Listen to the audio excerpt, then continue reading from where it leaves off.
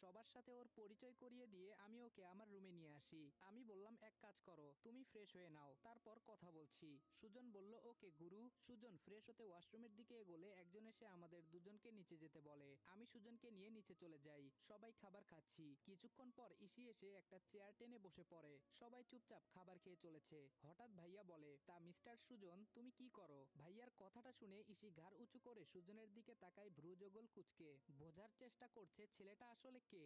শত হলেও পুলিশের চোখ বলে কথা। সুজন বলল আপাতত কিছু করছি না, শহরে নতুন এসেছি, দেখা যাক, আগে তো ভালো করে দেখে নেই। আঙ্কেল বলল ঠিকই, আগে শহর চিনে নাও। আমি তো শুনলাম তুমি কিছুই চিনো না আর বারবার বিপদে আটকে যাও। সবাই কথা বলছে আর আমি শুধু ইসির রিয়াকশন দেখছি, কারণ ও খুব ভালো করেই জানে আমি কাল কোনো বন্ধুর কাছে যাইনি। খাওয়া দাওয়া শেষ করে আমি চলে আসি আমার রুমে, কিন্তু সুজন আসতে পারেনি। ড্রয়িং রুমে সবার সাথে গল্প করতে বসেছে। আমি ল্যাপটপে কাজ করছি। হঠাৎ পানির প্রচন্ড তৃষ্ণা পায়, অথচ জগটা দেখি খালি। এত পানি কখন খেয়ে ফেললাম বলেই জগটা নিয়ে রুম থেকে বেরিয়ে একটু এগোতেই ইসির সামনাসামনি হয়ে যাই। আমি কোনো রকমে ওকে পাশ কাটিয়ে যাওয়ার চেষ্টা করছি, কিন্তু আমার চেষ্টাকে ব্যর্থ করে দিয়ে আমার হাতে একটা হ্যাচকা টান মেরে কিছুটা পেছনে নিয়ে আসে।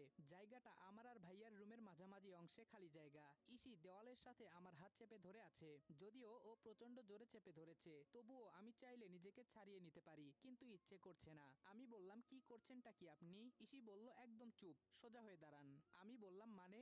আমি কিন্তু চিৎকার করব। ইসি বলল মেরে এখন নাকটা ফাটিয়ে দেব বলে দিলাম।